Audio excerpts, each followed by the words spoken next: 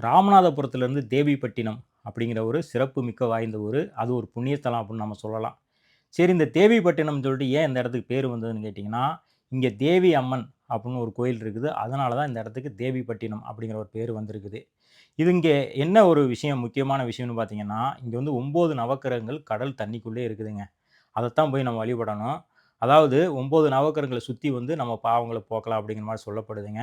அதனால தான் இங்க வந்து அமாவாசை நாட்கள், அதேமாரி ஆடி அமாவாசை நாட்கள்லாம் அங்க நெறைய பேர் வருவாங்க.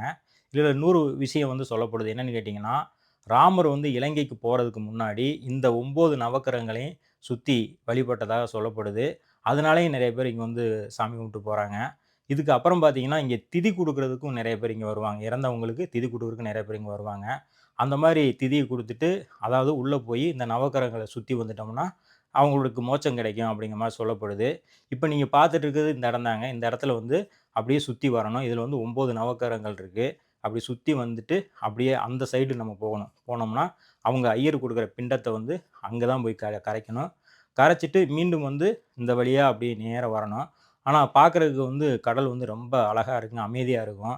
இங்க அலைகள்லாம் எதுவுமே கிடையாது. தைரியமா வந்து நம்ம வந்து குளிச்சுட்டு வெளியில வரலாம். எந்த விதமான பிரச்சனையும் இருக்காது. ஆனா இந்த இடத்த சுத்தியும் பார்த்தீங்கன்னா, நிறைய கோயில்கள் இருக்கு. நம்ம போகணும்னா நிறைய கோயில்கள் இருக்கு.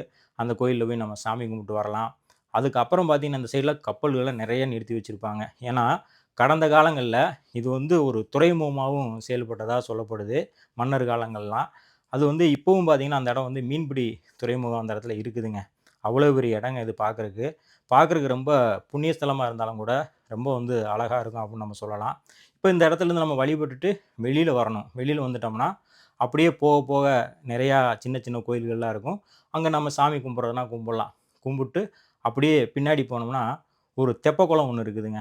அந்த தெப்பக்குளத்தில போய் நம்ம குளிக்கணும். ஏன்னு கேட்டீங்கன்னா, நம்ம வந்து கடல் தண்ணீல குளிக்கிறனால, அங்க நல்ல தண்ணி வந்து நிரப்பி வச்சிருப்பாங்க, அந்த குளத்தில. அங்க போய் குளிச்சுட்டு, அதுக்கு பக்கத்தில வந்து ஒரு பெருமாள் கோயில் இருக்குது. அந்த பெருமாள் கோயில்ல போய் நம்ம சாமிய கும்பிட்டு, அப்படியே திரும்பி வந்துரலாங்க. ஆனா இது வந்து வரலாற்று மிக்க நகரமா நம்ம எல்லாரும் பார்க்கப்படுது. அருமையான புண்ணிய ஸ்தலங்க. பார்க்கறக்கு ரொம்ப அழகான இடமாவும் கருதப்படுதுங்க.